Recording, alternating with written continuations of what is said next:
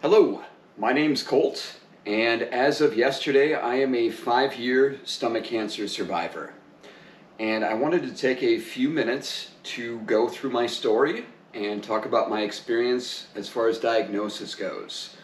I'll likely make some other videos when it comes to my treatment, my surgery, my recovery, and if folks are interested, I'm certainly happy to answer any questions in subsequent videos as well. But starting off, I am drinking a bit of Ardbeg Anoa, and this was a bottle of scotch I actually bought for myself the week after I was diagnosed and had it engraved with a message to myself saying, "Congratulations on beating cancer."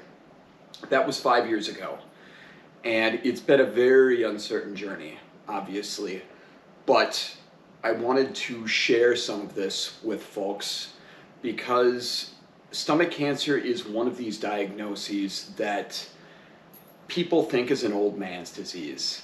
And unfortunately, what we're seeing is that younger and younger people are being diagnosed with stomach cancer. We don't really know why. And also, unfortunately, a lot of medical professionals don't understand this new trend for it to be diagnosed in younger people. So I am certainly not alone.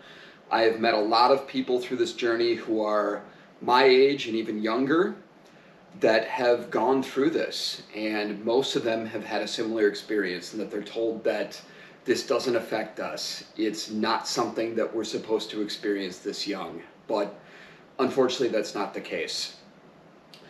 So my troubles began really the day before Easter 2019.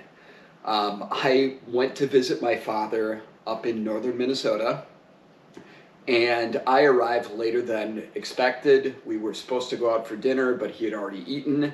So he offered me the only food that he had in the house, which was Easy Cheese and Ritz crackers. And I didn't think twice about it. I was hungry, I needed to eat something, and I just went with it. And for whatever reason, it tasted off. My father assured me everything was fine. It was just my taste buds, not a big deal. And I said, even, this doesn't taste like cheese. And he said, well, it's bacon flavored, so it's not supposed to. So I woke up the next morning violently ill, sick to my stomach, in the bathroom for a large portion of the day, lots of pain in my midsection. And I obviously went right to that can of cheese. I took a look at it, and it was 2 years expired. So, of course, first thought in my mind is, my dad gave me food poisoning with expired cheese. This is gonna hurt. And over the course of a couple days, it was bad. It progressively got a little bit better though. But the problem was it never got back to normal. So the pain that was there definitely dulled, but it remained. I had a lot of burning behind my sternum. I had a lot of bloating. I had really, really weird gas as well. Like, I would feel this compulsion to belch. And when I would belch, it was, and the only way I can explain it is, it sounded weird. It didn't sound right. So I figured that there was something else going on. I wondered if maybe I had like small intestine bacterial overgrowth as a result from food poisoning and some bacteria that I had consumed. I didn't really know what was going on, but I just knew that things didn't feel right. Now, fortunately for me, I had a physical scheduled at the time. I have a fantastic primary doctor. He has always done right by me. And since I had that physical scheduled, I decided to chart my symptoms throughout. It was about a month away, but I figured I would just take the best notes that I could, describe what helped, what didn't help, and just wanted to see if maybe I could get some insights into what was going on with me. Because again, it didn't feel right. I've had food poisoning before, and I knew that food poisoning was something that should get better after the course of a couple days. And again, it did not. So I took those notes. I went to my primary and I had to explain that situation. You know, it had been a month. I didn't quite feel right. I felt a little bit better after I would eat. The burning sensation would kind of go away a little bit. I would feel worse in the morning when I woke up, and usually better by the end of the day. And when I say better, I don't mean back to normal. I just mean improved in comparison to when I would wake up.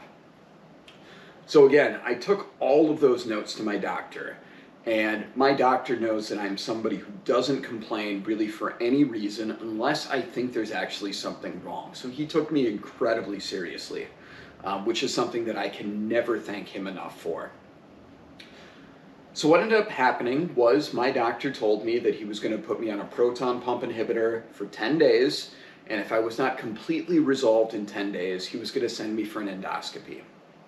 So I did exactly what was asked of me. I ate a good diet, I didn't eat anything that was spicy, I took the proton pump inhibitor, and after 10 days, my doctor called me, and he asked me, "Colt, are you feeling back to normal?" And I said, you know, maybe I'm a little bit better, but no, I definitely don't feel back to normal.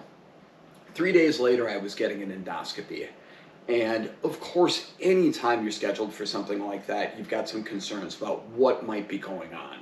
So in tandem, my doctor also ordered an H. pylori test, which was negative, ordered a bunch of blood work, which was all normal, and sent me for that endoscopy. Now, obviously, whenever you're facing something like this, you end up going and turning to, I hate to say it, Dr. Google.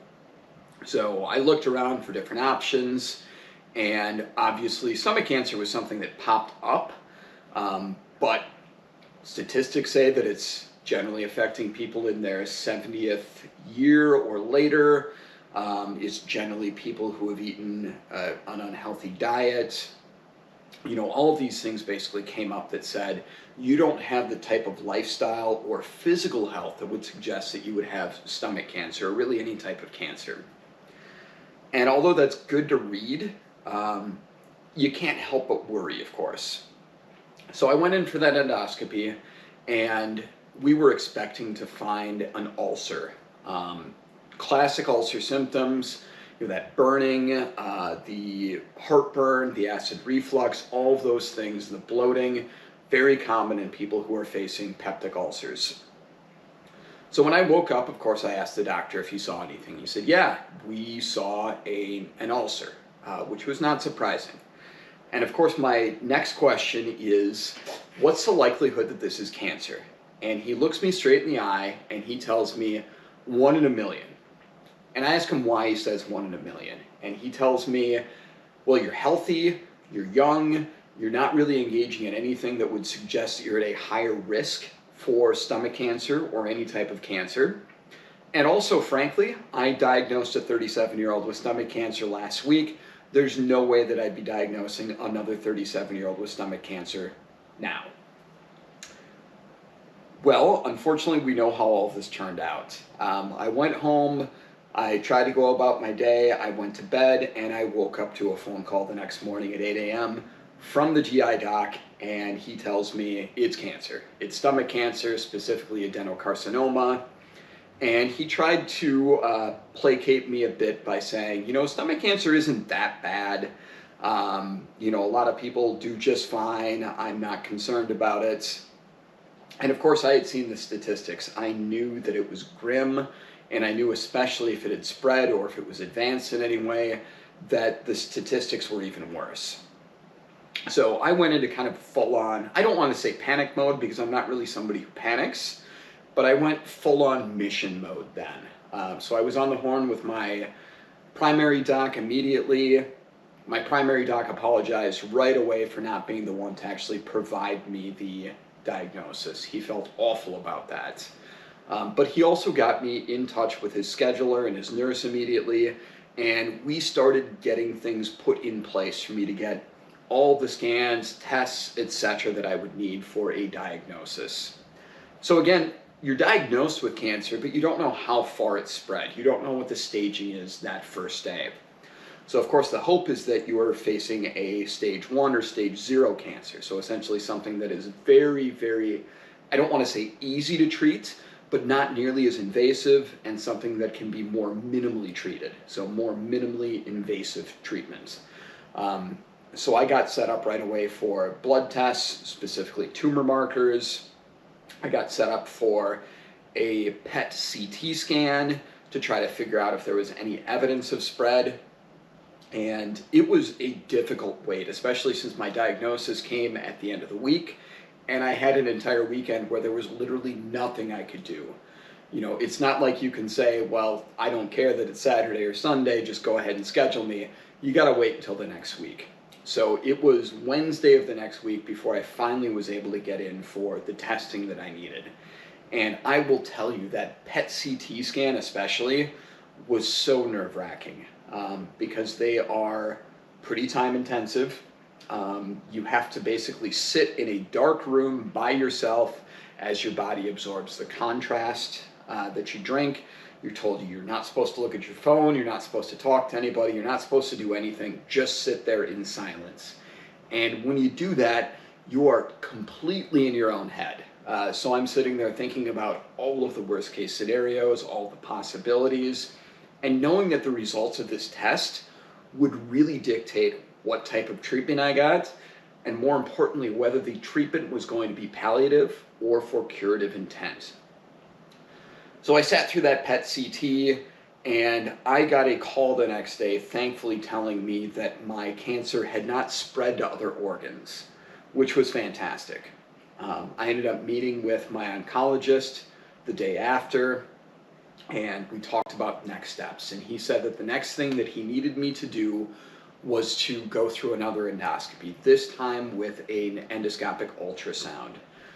That gives you a little bit of a better idea about how invasive the tumor is, how large it is, how far it's penetrated into layers of the stomach, etc. It also gives you a better look at your lymph nodes to see if there's a possibility that they have been affected by cancer as well.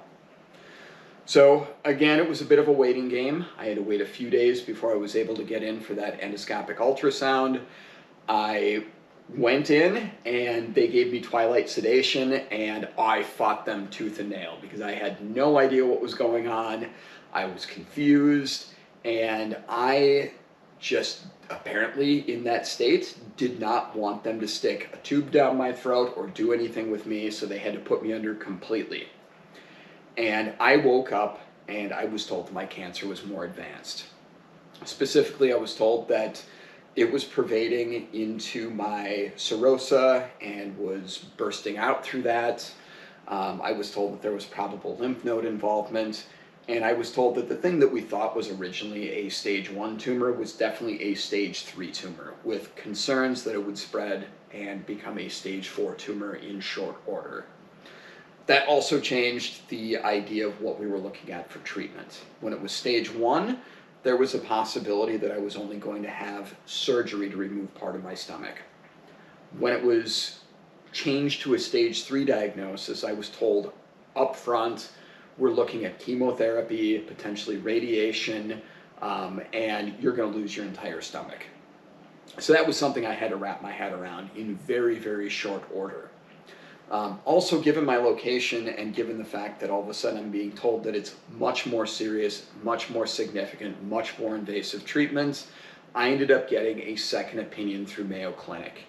And unfortunately, that particular second opinion consult did not go well. It was very disheartening for me. I went in with this mindset that I was coming out of a pretty dark point in my life. I was really motivated to survive. I didn't feel like I could end my life where it was at on such a sour note. And I really wanted to have the best chance possible. So obviously, living in Minnesota, I decided to go to the Mayo and was essentially told that even if I made it through chemo, that the vast likelihood was that I was not going to make it through surgery, that they would open me up and find out that my cancer had spread, and that if there was anything even remotely suspicious, they would close me up, they would send me home to die.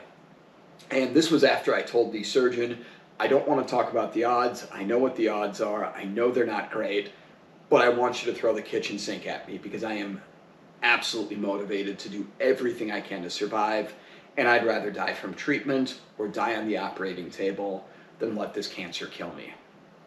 And again, it really deflated me to be told, not only are you likely not going to make it to surgery, but even if you make it through surgery, you're probably still going to die from this cancer because it is bad. It spreads, it comes back, and again, incredibly disheartening. So I went from really, really motivated, really positive to really feeling deflated literally overnight.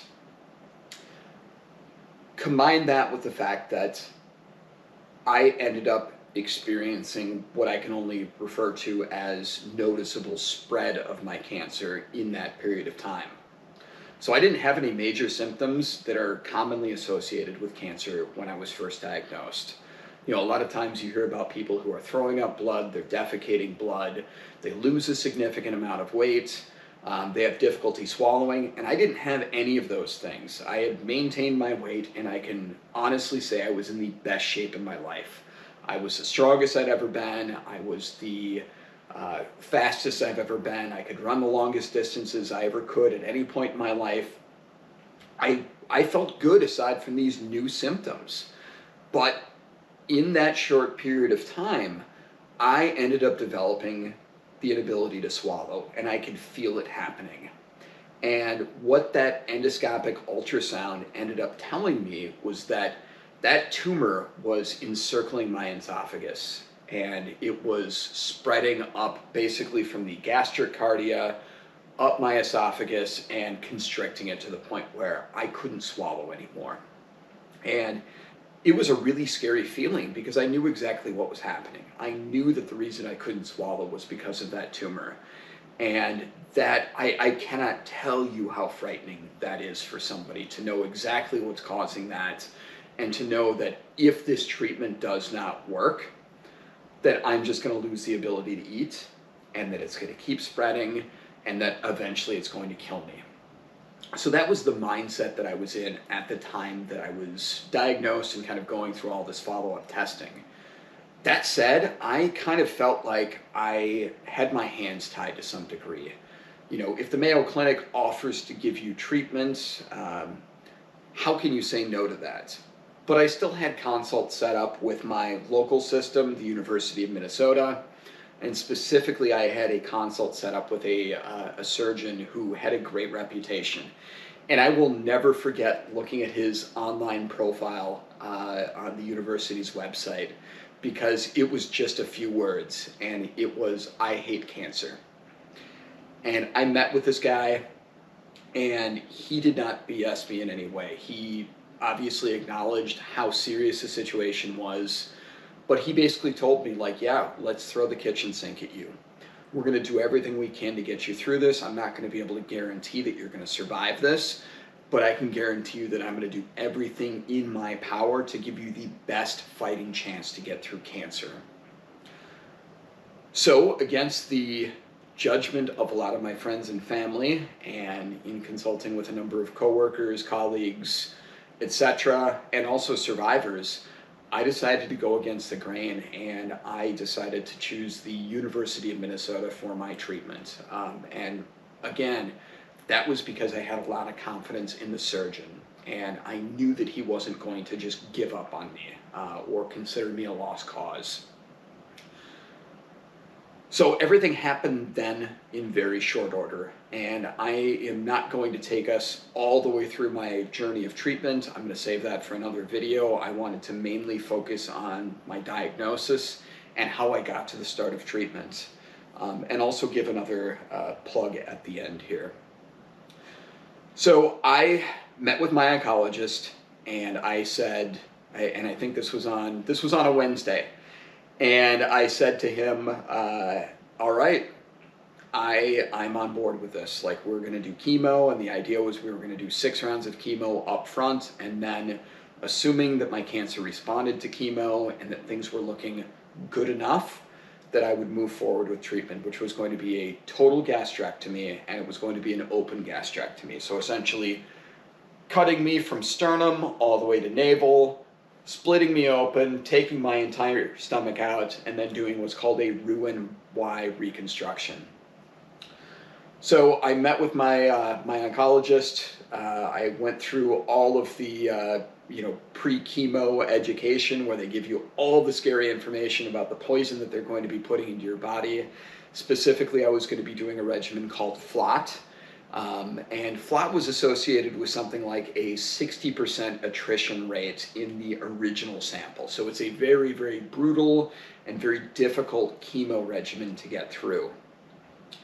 And I asked my oncologist just flat out, what is as soon as we could start? And he started looking at schedules, and he was putting things out about a week or so before I could get in to get a medical port put in. And I said, I'm going to show up tomorrow for a port, and I don't care if I have to wait around all day. I'm happy to do that. I just want this started as soon as possible. So he talked to the outpatient surgery group, and he said, okay, fine, show up tomorrow morning, 7 a.m., and they'll get you in whenever they can get you in. And then my next question was, how soon after my port is in can I start chemo? And he said, well, technically 24 hours, it needs to at least heal that much. I said, okay, well, I'm going to be in here Friday morning. And again, I don't care if I have to wait around all day. I'm going to get chemo, my first session, on Friday, the earliest I could get it. And that's what I did. I showed up the next morning. I waited around. They ended up wheeling me in after a couple of hours when they had a break. They made an incision here, and they basically made a pocket where that port goes in. They end up connecting it all up so that the port has a direct connection, and that's where I got my meds, that's where I got blood draws, that's where I got chemo then, all the way until that port was removed.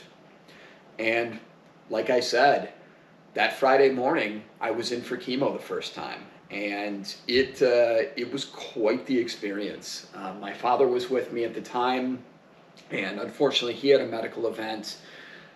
They thought he was having a stroke or a heart attack because he suddenly had difficulty walking.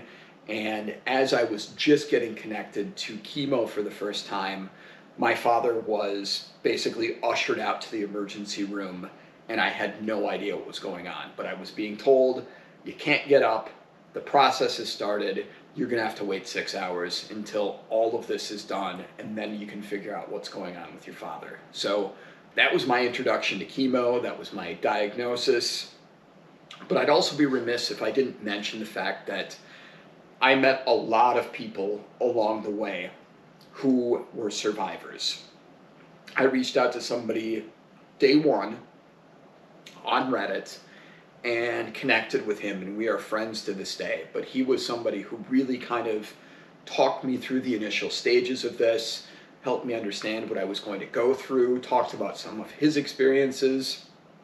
At the same time, I reached out to a number of other survivors online who had gone through this. And I really looked for people who were a number of years out, seemed to be doing well, because I wanted to hear about success stories. And looking back, I can tell how awful that might sound. Unfortunately, the statistics are not great for stomach cancer. When I was diagnosed at stage 3, I was told I had a 16% chance of surviving 5 years. Here I am 5 years later. I connected with a stage 3 survivor, actually a couple of stage 3 survivors, a stage 2 survivor, and a stage 4 survivor, who all really kind of became my rock throughout treatment. And these are folks who I remain in contact with now. So I'm going to end right now. I will talk about chemo and surgery and recovery and what life has been like since then in subsequent videos. But in the meantime, if you are struggling with stomach cancer, if you have concerns, whatever it happens to be, first and foremost, listen to your body. I'm a firm believer that I am here because my primary doctor took me seriously, and I also advocated for myself. I took those notes, I talked to my doctor about them, and I wanted to make sure that I was heard, and I'm so appreciative that I was. Also, if you're facing a stomach cancer diagnosis, Davey's Dream Foundation is an organization that has been immensely helpful for me. And not only for me, but for a number of other patients. They do a fantastic job with advocacy, with providing mentorship, with providing resources, and just in general with helping people navigate this diagnosis. So again, if you are affected by stomach cancer, if you're concerned that you might have stomach cancer, or if you want to help out an organization that does great work for people, I would absolutely plug Debbie's Jane Foundation. So again, my name's Colt. I am a 5-year cancer survivor, specifically a 5-year stage 3 stomach cancer survivor. And I'm hoping that this is the first of many milestones that I'm going to be celebrating. So thank you very much, and cheers.